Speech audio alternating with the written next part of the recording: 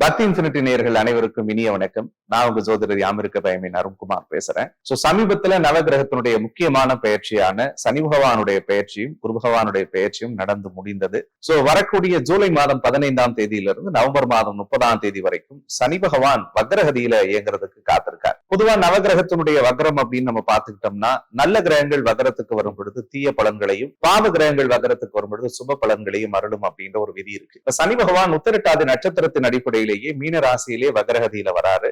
அந்த அடிப்படையில பார்க்கும் பொழுது 12 ராசிக்காரர்களுக்கு என்ன மாதிரியான பாதிப்புகளையும் தாக்கத்தையும் பலன்களையும் கொடுக்க போகுது அப்படின்றத பத்தி தான் நான் இந்த வீடியோல உங்க கூட பகிர்ந்துக்க போறேன். அதுல ரொம்ப முக்கியமா இந்த சனியினுடைய வக்ரகதியில ஒரு சில ராசிகள் முக்கிய நல்ல பலன்களை பார்க்கறதுக்கு காத்துக்கிட்டு இருக்காங்க. அஷ்டம சனி ஆரம்பிச்சதுல இருந்து உண்மையை சொல்லணும்னா, உடம்பு கெட்டுச்சோ இல்லையோ மனசளவுல ஒரு மிகப்பெரிய குழப்பத்தோடு வாழ்ந்துட்டு இருக்கக்கூடிய ராசி சிம்ம ராசிக்காரர்கள் அப்படின்னு நான் சொல்லுவேன்.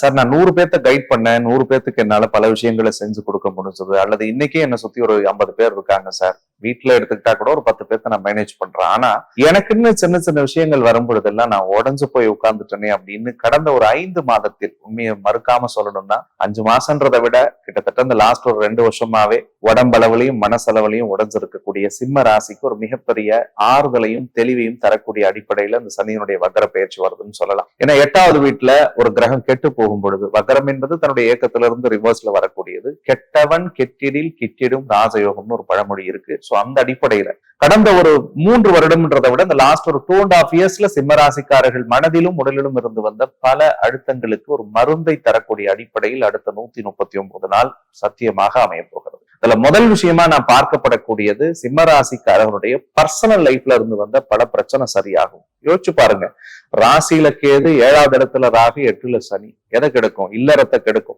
கணவன் மனைவி உறவுக்குள்ள சிக்கல்களை தரும். இல்ல சார், ரொம்ப பாசமா இருக்கும் சார், ஏஜ்டான பீப்புளா நாங்க இருக்கோம்னா ஹஸ்பண்ட் அண்ட் ஒய்ஃபுக்குள்ள உடல் ரீதியா மன ரீதியான பிரச்சனை வரும். தேவையில்லாத மருத்துவ செலவுகளை ஏற்படுத்தி இருக்கும். பல பேர், பல தம்பதியர்கள்லாம் ஒற்றுமையா இருந்தவங்க கூட இந்த காலகட்டங்கள்ல மன உளைச்சலோடு மனக்குழப்பத்தோட பிரிந்து வாழ்ந்துகிட்டு இருக்கிறாங்க. அதுக்கு காரணம் என்னன்னா, இந்த ராகு கேதுவனுடைய தோஷமும் அஷ்டம சனியும் சேர்த்து வச்சு வாட்டி எடுத்தது. அப்ப அந்த சிக்கல்கள்ல இருந்து சிம்மராசிக்கு கடவுள் அருளோடு ஆண்டவன் ஒரு மிகப்பெரிய தெளிவை தரப்போகிறார். முதல் விஷயம், குடும்பத்துல நிம்மதியும் சந்தோஷமும் அமைதியும் தெளிவும் ஏற்பட போகுதுங்க. ஏன்னா வீட்டுல சார் எல்லாம் இருந்தும் கூட வெறுமையா இருந்துச்சு சார், படுத்தா நான் தூங்கல சார், பயமா இருக்கு, எனக்கு பதட்டமா இருக்கு, குழப்பமா இருக்கு சார், மனசுல பயம் இருக்கோ இல்லையோ, உடம்புல ஏதாவது ஹார்ட் அட்டாக் வந்துருமா, கிட்னி போயிட்டு இருக்குமா, கேன்சர் ஏதாவது வந்துருமா, இப்படி எல்லாம் சிம்மராசிக்காரர்கள் பல பேர் பயந்துகிட்டே இருந்திருப்பீங்க. அந்த கவலைகள் எல்லாமும் கடவுள் அருளோடு சரியாயிடும். உடல் தெளிவடைய போகிறது, உள்ளம் தெளிவடைய போகிறது. நீங்கள் எடுக்கக்கூடிய அத்தனை முயற்சிகளும் மிகப்பெரிய வெற்றியை நோக்கி கடவுள் உங்களை கொண்டு போக போறாரு. இதுக்கு முன்னாடி நீங்கள் எந்த விஷயத்தை நினைச்செல்லாம் வருத்தப்பட்டீங்களோ அதே விஷயம்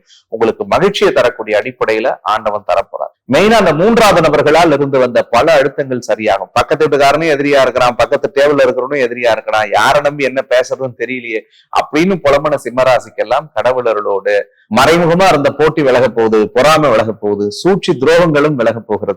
உங்களை யாரெல்லாம் வெறுத்தார்களோ அவர்களே உங்களை விரும்பி வந்து சரணடையக்கூடிய வாய்ப்பை இந்த காலம் ஏற்படுத்த போகும்.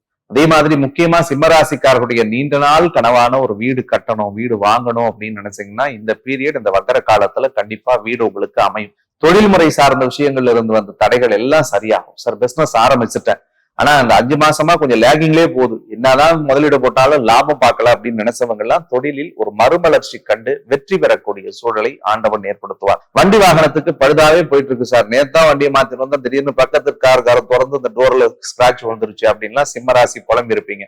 அந்த கவலைகள் எல்லாம் கடவுள் அருளோடு மாறும். வாகன பிராப்தங்கள் உங்களுக்கு சுப அனுகூலத்தை ஏற்படுத்தக்கூடியதா இருக்கும். சார், ஊர்ல ஒரு காலி பயிர் வைக்கலான்னு இருக்கேன், ஒரு 2 ஏக்கர் நிலம் வாங்கலான்னு இருக்கேன், கண்டிப்பா வாங்குவீங்க. அந்த அமைப்பு உங்களுக்கு 100% இருக்கு. கல்யாண விஷயத்தில் இருந்து வந்த தடுமாற்றங்களை வக்ர சனி சரி பண்ணுங்க. ஏற்கனவே திருமணம் ஆகாதவர்களுக்கு டக்குன்னு திருமணம் கூடி வரும். கணவன் மனைவி பிரச்சனைன்னு இருக்கிறவங்களுக்கு எல்லாம் கொஞ்சம் ஒற்றுமையோடு சேரக்கூடிய சூழலை கடவுள் ஏற்படுத்தி தருவார். மெயினா சிம்மம் எதுல பாதிச்சிருப்பீங்கன்னா, பர்சனல் லைஃப்ல, ரிலேஷன்ஷிப்ல நிறைய பாதிப்பு வந்தது. கடந்த காலத்தை நீங்க மறுக்க முடியாது. தவறான உறவு, தவறான சேர்க்கையால நிறைய வழி அனுபவிச்சிருப்பீங்க. அந்த கவலைகள் எல்லாம் மாறும். உங்க லைஃபுக்கு எது சரியோ எது நல்லதோ அதை கடவுள் உங்ககிட்ட கொண்டு போய் சேர்ப்பார். முக்கியமா புத்திர பாக்கியத்தை எதிர்பார்த்த சிம்மராசிக்கு குழந்தை பாக்கியம் கிடைக்கும். பிள்ளைகளால பெற்றோர்களுக்கு பெருமை தரக்கூடிய பல நிகழ்வுகள் அடுத்த 139 நாள்ல நடக்கும். சார் கல்யாண வயசுல என் பிள்ளைய வச்சிருக்கேன், கல்யாணம் நடக்குங்க. குழந்தைக்கு உடம்பு முடியல சார், மருத்துவ செலவு பார்த்துக்கிட்டு இருக்கிறேன்னா கடவுள் புண்ணியத்துல குழந்தை அழகா சூப்பரா உடம்புலாம் சரியாயிடும்.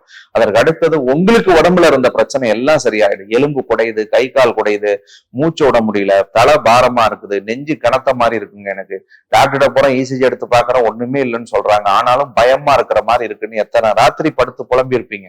அந்த கவலைகள் எல்லாமும் கடவுளர்களோடு சரியாயிடும். மெயினான விஷயமா நான் பாக்குறது கொடுக்கல் வாங்கல் இருக்கக்கூடிய தடைகள் எல்லாம் உடைஞ்சிரும் சார். அது நம்பி கொடுத்த ஒரு 10,000 ரூபாய் திருப்பி கொடுக்கலீங்க, இல்ல நான் ஒரு கொடுத்த வாக்கு இது வரைக்கும் மீறினதே இல்லை சார், வாங்கிட்டு கொடுத்துருவோம், ஆனா என்னால இந்த காலத்துல கொடுக்க முடியல அப்படின்னு லாக் ஆன மாதிரி இருக்கேன் அப்படின்லாம் சிம்மராசி நினைச்சிருப்பீங்க. அந்த கவலைகள்ல இருந்து கடவுள் உங்களை கூட்டு வந்துருவார். தந்தை வழி உறவுகளால் ஆதாயம் கிடைக்கும். அதை விட முக்கியமானது இந்த வக்கர சனி உங்களுக்கு ஒரு பதவியை, பொறுப்பை, புகழை சத்தியமாக தரும். இந்த 139 நாள்ல இழந்த பட்டம், இழந்த பதவி, இழந்த பெயர், இழந்த புகழை சிம்மராசிக்காரர்கள் எடுப்பார்கள். சார் வேலையில இருந்து தூக்கிட்டாங்கன்னா கண்டிப்பா நல்ல வேலை கிடைக்கும். ஒரு நல்ல பொறுப்புல இருந்தோம் சார், திடீர்னு ஒரு லே ஆஃப்ல அனுப்பி வச்சுட்டாங்கன்னா ஆண்டவ புண்ணியத்துல இதை விட 10 மடங்கு மேல போறதுக்கான ஒரு வாய்ப்பை ஆண்டவன் ஏற்படுத்தி தருவான். அதற்கு அடுத்தது நிகர லாபம் பார்ப்பீங்க. இதுக்கு முன்னாடி கையில 10 ரூபாய் செலவு வச்சிருந்தா 12 ரூபாய் கடன் வாங்குறதா இருக்குன்னு நினைச்சவங்க எல்லாம் இனிமேல் லாபத்தை பார்க்கக்கூடிய அனுகூலம் உண்டு. ரொம்ப முக்கியமா சிம்மராசிக்காரர்கள் 12ஆம் இடத்தில் குரு உச்சமடைந்திருக்கிறதுனால நிறைய பயணங்களால் வெற்றி, புதிய மனிதர்களால் வெற்றி, வேற்றுமொழி பேசக்கூடியவர்களால ஆதாய அனுகூலங்கள் கிடைக்கும். பல பேருடைய வெளிநாடு, வெளிமாநில கனவுகள் இந்த காலத்தில் சத்தியமாக சக்சஸ் ஆகும். அப்ப நீங்க ஃபாரின்ல இருந்தீங்கன்னா, ஃபாரின்ல ஏதாவது இன்வெஸ்ட் பண்ணணும், சில விஷயங்கள் அங்க நான் ஸ்டார்ட் அப் பண்ணணும்னு நினைக்கிறேன்னா தாராளமா தொடங்குங்க சார். அங்க இருந்து இங்க ஊருக்கு வந்து சில விஷயங்களை, சில முயற்சிகள் எடுக்கணும்னு நினைக்கிறேன், தாராளமாக நீங்கள் தொடங்கலாம். இது அத்தனையுமே உங்களுக்கு வெற்றியை தரும். ஒட்டுமொத்தத்துல சிம்மராசிக்காரர்களுக்கு இந்த அஷ்டம சனியினுடைய கஷ்டத்தை நிச்சயமாக குறைக்கிறதுக்காக வந்திருக்குது அடுத்த ஒரு 5 மாதத்துக்குரிய வக்கர சனியினுடைய காலம்னு சொல்லலாம். எந்த விஷயத்துல கவனமா இருக்கணும் அப்படின்னா, சிம்மத்தை பொறுத்த வரைக்கும் தயவு செஞ்சு அதீத யோசனைய கைவிட்டுடுங்க. ஏன்னா நீங்க சின்ன சின்ன விஷயத்துக்கு எல்லாம் உடஞ்சு போயிடுறீங்க. சின்ன விஷயம் எல்லாம் உங்களை போட்டு ரொம்ப டிஸ்டர்ப் பண்ணுது.